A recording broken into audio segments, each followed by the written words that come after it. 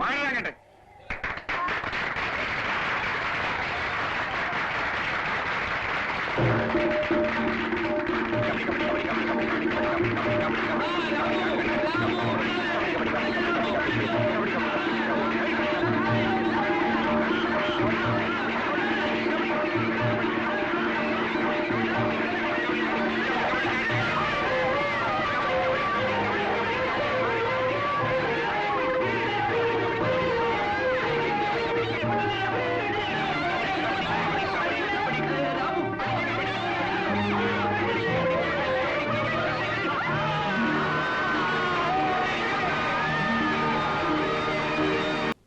സിന്ധു, ഉടനെ തന്നെ ചോദിക്കണോ? മിണ്ടാരിയടാ.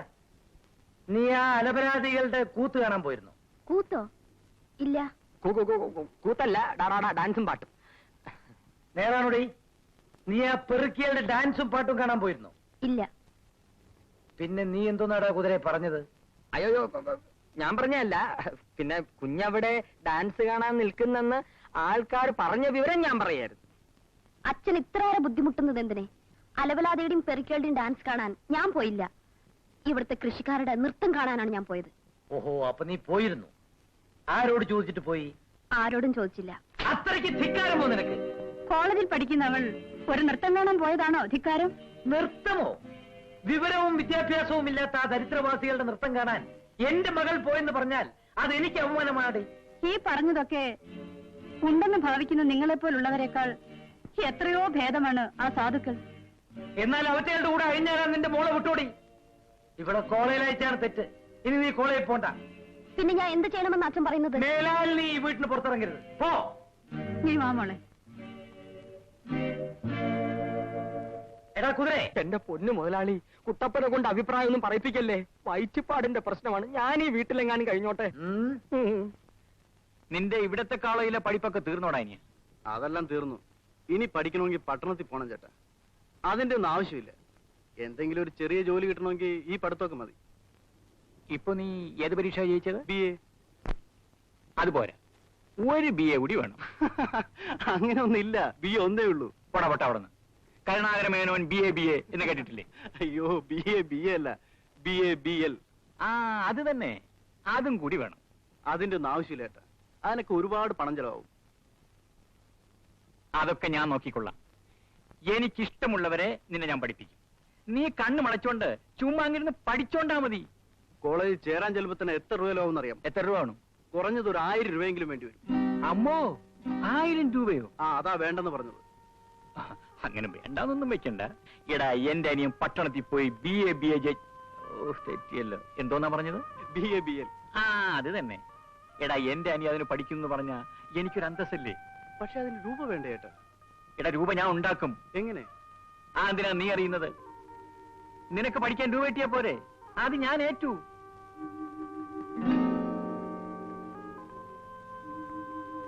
അനുജനെ പഠിപ്പിച്ച് വക്കീലാക്കണമെന്നാണ് നിന്റെ ആഗ്രഹം അല്ലേ?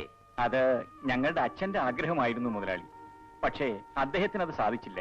പാവം ഗോപാല, അവന്റെ കാര്യം ആലോചിക്കുമ്പോ ഇപ്പോഴും എന്റെ ചങ്ക് തകരുക.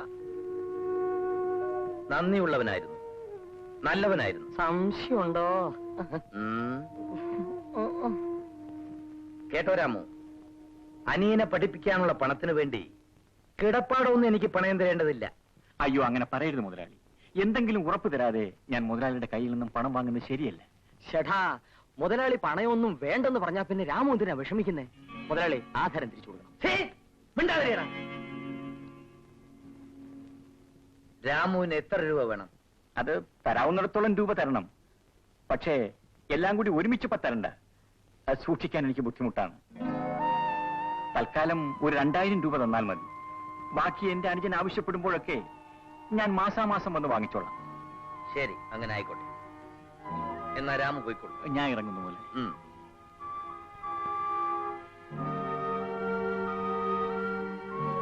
ആ ആധാരം എനിക്ക് തരണം മുതലാളി. എന്തിനാ? ഞാനങ്ങ് ഓഫീസിൽ കൊടുത്തേക്കാം. പിന്നെ ഓ ഒരു കാര്യമുണ്ട്. ഓ നീ കുതിരയെ കുളിപ്പിച്ചാ മതി. ഓ വേണമെങ്കിൽ നീ ഒന്ന് കുളിച്ചോളൂ. ഓ ഇത് ഞാൻ നോക്കിക്കൊള്ളാം. ഓ ഉം. ഉം.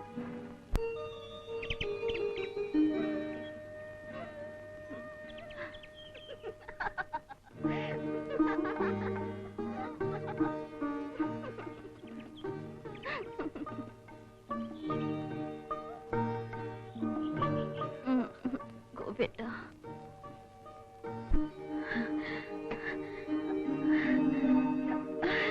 എന്താണ് ഇവൻ? എന്താ? കെട്ടിപ്പിടിച്ചു കെട്ടിപ്പിടിച്ചെന്നേ. പൊട്ടിത്തെറിച്ചു. അവിടെ സ്നേഹം സ്നേഹം. കുന്തം. ഷൂ സത്യമുണ്ട് അങ്ങോട്ടാ. നമ്മുടെ ഗോപിയും മുതലാളുടെ മകൾ സിന്ധുവും തമ്മിൽ പിന്നെ അനാവശ്യം പറഞ്ഞാലുണ്ടല്ലോ.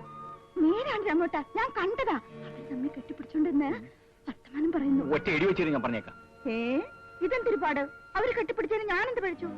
എന്ത്? എന്റെ അനുജൻ ആ പെണ്ണെ കെട്ടിപ്പിടിച്ചെന്നോ? ഇല്ല, കടിച്ചു തിന്നു. ദേ ഇങ്ങനെ ഒറ്റപ്പിടുത്തം. പെണ്ണെ, ഇത് കാണിക്കാൻ നിന്നോട് ആരെങ്കിലും പറഞ്ഞു? അങ്ങോട്ട് മാറി നിൽക്ക്. ഇവര് തമ്മിൽ സ്നേഹമാണെന്ന് ഞാൻ ഇപ്പോഴല്ലേ അറിയുന്നത്. പിന്നെ പിന്നെ അവള് കുറെ സ്നേഹിക്കും. അവക്ക് സ്നേഹിക്കാൻ വേണ്ടിയല്ലേ എന്റെ അനിയനെ ഞാൻ പഠിപ്പിക്കുന്നത്. പിന്നെ ഇപ്പൊ ഞാൻ കണ്ടതോ? പെണ്ണെ, കള്ളം പറഞ്ഞാലുണ്ടല്ലോ. ഇഷ്ടമുണ്ടെങ്കിൽ വിശ്വസിച്ചാ മതി. ശരി, എന്നാൽ ഇനി അതറിഞ്ഞിട്ട് ബാക്കി കാര്യം. അവിടെ നിൽക്കൂ പെണ്ണെ. കൂടുതലൊന്നും സംസാരിച്ചുകൊണ്ടിരിക്കാൻ നേരമില്ല. സീത പറഞ്ഞത് സത്യമാണോ അല്ലയോ എന്ന് മാത്രം അറിഞ്ഞാൽ മതി. സീത എന്താ പറഞ്ഞെന്ന് പറഞ്ഞില്ലല്ലോ. ഓ, അത് പറഞ്ഞില്ലല്ലോ. എന്റെ അനിയൻ ഗോപിയും സിന്ധുവും തമ്മിൽ സത്യമാണ്, ഞങ്ങൾ തമ്മിൽ സ്നേഹത്തിലാണ്. ദൈവമേ, എന്താ എന്നെ അത്രയേറെ വെറുപ്പാണോ? വെറുത്തിട്ടല്ല കുഞ്ഞെ, പേടികൊണ്ടാണ്. മുതലാളിയുടെ മകളായതുകൊണ്ടായിരിക്കും. എന്റെ അനുജന് പഠിപ്പേ ഉള്ളൂ, പാകതയില്ല, പണമില്ല. കുഞ്ഞ് ഞങ്ങളെ രക്ഷിക്കണം. ഞാൻ എന്റെ അനുജനെ ഒന്ന് പഠിപ്പിച്ചെടുത്തോട്ടെ. ഞങ്ങളുടെ അച്ഛന്റെ ആഗ്രഹമായിരുന്നു അത്. കുഞ്ഞ് അവനെ മറക്കണം. അത് ഈ ജന്മം സാധ്യമല്ല. ഈശ്വര, കുഞ്ഞെന്തായി പറയുന്നത്? എന്താ രാമേട്ട ഇത്? ഞങ്ങൾ തമ്മിൽ പരസ്പരം സ്നേഹിച്ചുകൂടെ? വിവാഹിതരായിക്കൂടെ? നടക്കാത്ത കാര്യമാണ് കുഞ്ഞെ. കുഞ്ഞിന്റെ അച്ഛൻ സമ്മതിക്കുമെന്ന് കരുതുന്നുണ്ടോ? അച്ഛൻ സമ്മതിക്കണം, ഇല്ലെങ്കിൽ ഞാൻ അച്ഛനെ ഉപേക്ഷിക്കും. എന്നാലും ഗോപിയെ ഉപേക്ഷിക്കില്ല. കാര്യങ്ങൾ അവിടം വരെ എത്തിയോ? രാമേട്ടൻ ഗോപിയോട് സംസാരിച്ചു നോക്കൂ. അവനോട് സംസാരിക്കാൻ എന്തിരിക്കുന്നു? ഈ കേട്ടത് തന്നെ പോരെ? രാമേട്ടൻ ഞങ്ങൾ അനുഗ്രഹിക്കണം. അല്ലാതെ ഇപ്പൊ എന്തോ ചെയ്യാനാ? കുഞ്ഞ് അച്ഛനെ ഉപേക്ഷിക്കും. പിന്നെ ചേട്ടന്റെ കാര്യം പറയാനുണ്ട്. നിങ്ങളുടെയൊക്കെ ഇഷ്ടം പോലെ ചെയ്യും. ആട്ടെ, ഒരു കാര്യം ചെയ്യാം. ഞാൻ അവനൊന്ന് പഠിപ്പിച്ചെടുത്തോട്ടെ. ആശ കൊണ്ട് ചോദിച്ചു പോകുന്നതാണ്. ഗോപി പഠിക്കണം, പഠിച്ചു ജയിച്ച് വക്കീലാകണം. സന്തോഷം, കുഞ്ഞിന് മോക്ഷം കിട്ടും. അവന്റെ പഠിത്തം കഴിഞ്ഞിട്ട് വിവാഹം. എനിക്ക് ജീവനുണ്ടെങ്കിൽ ഈ വിവാഹം ഞാൻ നടത്തി. ഞാൻ പാടുപെട്ട് നിന്നെ പഠിപ്പിക്കുന്നു. നീ ഉടനെ എത്താക്കൊമ്പത്ത് പ്രേമിക്കാൻ പോയിരിക്കുന്നു. പകതിട്ടോടാ നിനക്ക് പൊണ്ണത്തടിയ. പട്ടണത്തിൽ പഠിക്കാൻ പോകാൻ നീ മടി കാണിച്ചതിന്റെ കാര്യം ഇപ്പോഴല്ലേ എനിക്ക് മനസ്സിലാകുന്നത്. നിനക്ക് മുതലാളിയുടെ മകളെയും പ്രേമിച്ചുകൊണ്ട് ഇവിടെയൊക്കെ ചുറ്റിക്കറങ്ങി നടക്കണം, അല്ലേടാ? അത് മനസ്സിലേക്കത്തേ ഉള്ളൂ. എനിക്ക് ജീവനുണ്ടെങ്കിൽ നിന്നെ ഞാൻ പഠിപ്പിക്കും. നീ എന്ത് തീരുമാനിച്ചു? ചേട്ടൻ പറഞ്ഞ പോലെ തന്നെ പഠിക്കാൻ പോകാൻ തീരുമാനിച്ചിരിക്കാം. അതല്ല ഇപ്പൊ ഞാൻ ചോദിച്ചത്. ഞാൻ പറയാത്തൊരു പണി നീ പറ്റിച്ചു വെച്ചിട്ടുണ്ടല്ലോ, ആ പെണ്ണിന്റെ കാര്യം. അത് നീ എന്ത് തീരുമാനിച്ചു? പറയടാ. അവളെ നീ മറക്കാൻ തീരുമാനിച്ചു? ഇല്ല. വിവാഹം ചെയ്യാൻ തന്നെയാണോ നീ തീരുമാനിച്ചിരിക്കുന്നത്? അതെ. ഇതറിയാൻ വേണ്ടി തന്നെയാണ് ഞാൻ ചോദിച്ചത്. മറക്കാൻ തീരുമാനിച്ചെന്നോ മറ്റോ നീ പറഞ്ഞിരുന്നെങ്കിൽ ഒറ്റ തൊഴി ഞാൻ വെച്ച് തന്നേനെ. എടാ, പെണ്ണിനെ ചതിക്കുന്നവൻ പുരുഷനല്ല. ചേട്ടാ, വേണ്ട വേണ്ട, നിന്റെ സ്നേഹമൊന്നും വേണ്ട. ഞാനിത് പറഞ്ഞൊന്നും വെച്ച് നാളെ തന്നെ കല്യാണം ഒന്നും പറഞ്ഞു വരരുത്. കല്യാണം എപ്പോ നടത്തണമെന്ന് എനിക്കറിയാം.